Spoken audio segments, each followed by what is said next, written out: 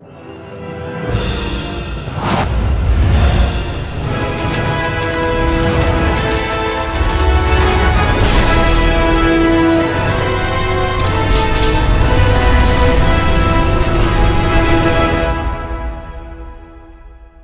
guys, what's going on? Welcome back to another video, and in today's video we're going to be talking about volume 2 of season 4 of Stranger Things. Just hit Netflix yesterday as of recording this, and yeah, I was going to do a video late last night when I actually got around to finishing the final episode, but I just figured, hey, I'm going to sleep on it and just film the next day or record the next day. But yeah, I already did a video on the first half, and just as a quick recap, I've been really enjoying the show. I've loved the show overall all these years. Like I mentioned in my review for the first portion of this season, yeah, it's one of those shows that really reminds you how much you miss it every time it comes back. You know, you never really realize how much you miss it until it's gone, you know, and sometimes you don't even realize how much you've missed it until you get it back and you're watching it again and you're hearing that music and you're seeing these characters and new stories with them unfold, and you just find yourself like, yeah, this is really good. So yeah, I'm really happy to get into talking about this into this portion of the season, because there's only 2 more episodes that dropped.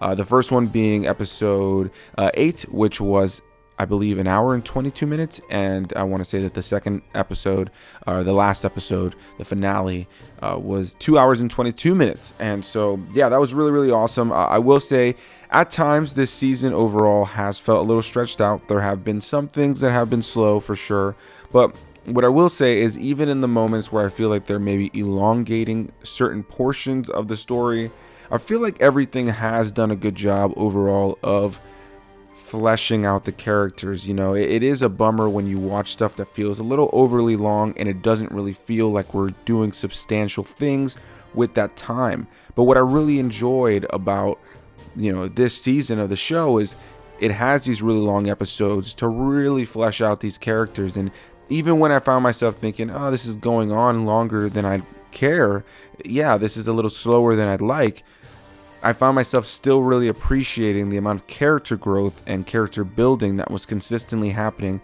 episode to episode. So listen, I've already covered the first part and majority of the season.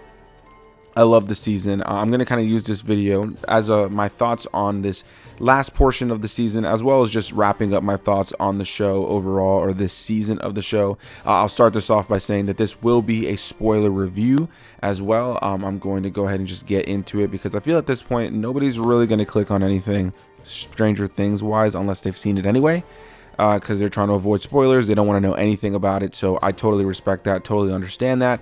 And yeah, you know, what I'm going to do as well is I'm going to kind of run through all the various characters, at least the main ones, and yeah, just talk about like how I felt about their role in this season so far, or not so far, their role in this season, and all that jazz. So yeah, once again, a big kudos to the Duffer brothers for just creating a really great show. Like, the characters are so rich, and the story is so cool, and you know, it leans into nostalgia. And you know, I'm a kid of the 90s, but my parents obviously grew up, you know, in the 80s and all that, and so, you know, I got all of that passed down to me.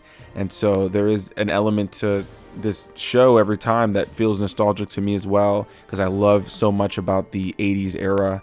And so every time the show comes back, and the way that they utilize classic songs and references to movies and shows and other pop culture things, I've just always thoroughly really enjoyed that about the show. And yeah, you know, just being back in the show is just so great.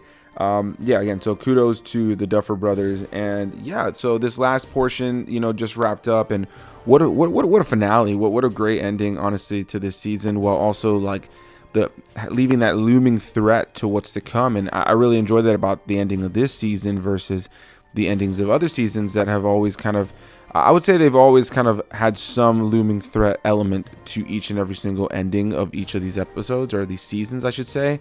But this one definitely had, I think, the biggest stakes throughout the course of the season. You really didn't know where it was going to go. There was a lot of speculation and theories. I think, you know, now having seen the season, a little bit too much speculation and theory from some folks. But yeah, overall, really thoroughly enjoyed the way that they wrapped this up and seeing where these characters would go.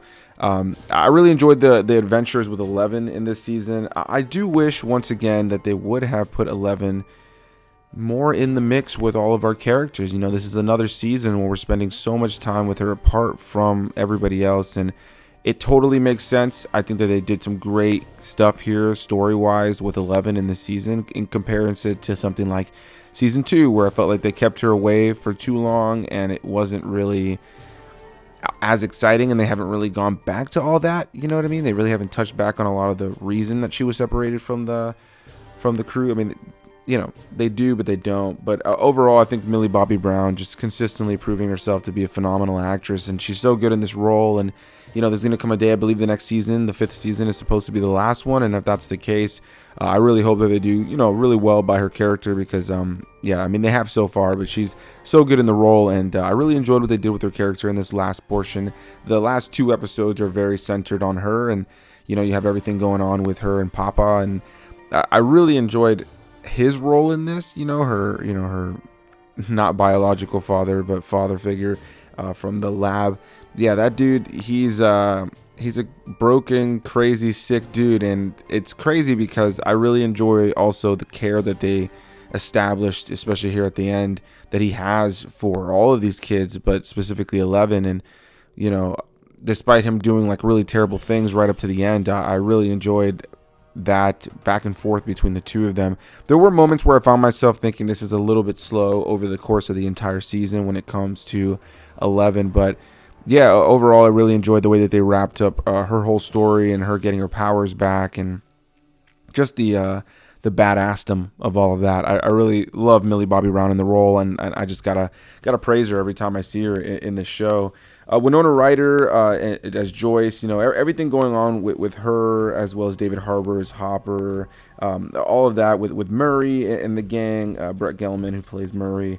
Yeah, I really enjoyed all of that going on over there in Russia. I really enjoyed that element of the story. I do wish that Hopper and Joyce had been a little bit more integral to what was going on with the kids at times, just because I like their interactions together. But I will say the moment where Hopper comes into the cabin to see 11, I think for me made all of it worth it. I think David Harbour, again, I think not only Millie Bobby Brown, but everybody in this entire cast has really define these roles. I do have some, you know, criticisms about a couple of cast members and just maybe their characters overall, but yeah, when it comes to David Harbour, I think he is just 100% understanding of who this character is, and the writing around him is so good, and the way he smiles and the way he, you know, says his lines and connects with the other actors and the other characters really just makes for a great, you know, story and great character. And yeah, that moment of him walking back in at the end when they get back to the States after everything, I thought was really great, and really thoroughly enjoyed that connection between him and 11. Again, just being able to see it, you know, everybody coming together at the end, I think ultimately kept me really excited. I'm going to skip to another character that's not one of the main characters, but was a main character of this season, and that is the character of Eddie Munson, played by Joseph Quinn. Man, I loved his character, and the badass scene with him, you know, playing Metallica with all the bats around him and everything, I thought was just the coolest thing. And as a heavy metal fan myself, like it was just really awesome to see how they handled that in this show, and just really enjoyed his character. And it's a damn shame that they killed him off. You know, it's always a damn shame. Like I thought to myself that they were actually going to kill off Max, as you know, obviously I think we all thought that was going to happen. And you know, I didn't talk too much about her character in my review for the first season, and that's a damn shame. I totally did not mean to do that initially, but yeah, Max in this season was phenomenal. Really enjoyed her role and everything. That actress should be 110% proud of her work in this season, and the writing around Max in this season, I think, really made for top-notch storytelling. You know, I think that they really enhanced her character, took it to a different direction, gave the actress, you know, something to work with, something meaty, you know, this season. And I really thoroughly enjoyed everything they did, and the incorporation of Kate Bush's, you know, running up that hill and all of that. I thought was just so good across this season. And I didn't mention too much of it in my review for the first portion of the season, because I felt like that was a really good surprise for me personally, because going into it, you know, Max has always been a character I've enjoyed in the previous seasons, and then definitely felt for, especially last season with everything with Billy. But they really like just give her character like layers, in this season right here. And I really enjoyed what they did with her character, and that thing at the end there where Vecna really gets her and starts snapping her limbs, and she says she can't feel anything, and then she dies. Like, I honestly thought they were going to commit to that death, and in a way I wish that they had. But then a part of me is like, there's no way, I think, with the final season coming up that they want any of these kids dead. Like, I really don't think we're going to lose anybody substantial. Maybe we may lose somebody this coming season, in terms of like maybe like really lose Hopper, or really like maybe lose like Joyce or something like that.